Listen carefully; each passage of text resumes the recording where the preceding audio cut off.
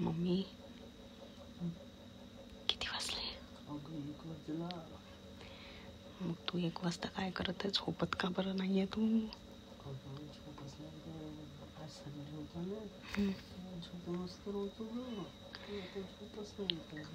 झोप नाही येते का तुला? मग तू एवढ्या मोबाईल मध्ये काय बघत आहे तू? आता मोबाईल बघण्याशिवाय ऑप्शन कुठं आहे? दुसरं काहीच तर ऑप्शन नाही.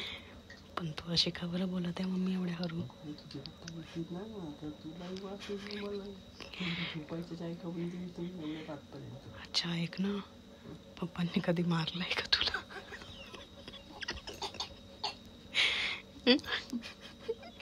सांग ना ग. अगं नाही, पण मारतील नाही का आता? एवढ्या रातपर्यंत आपण जागत नाही ना.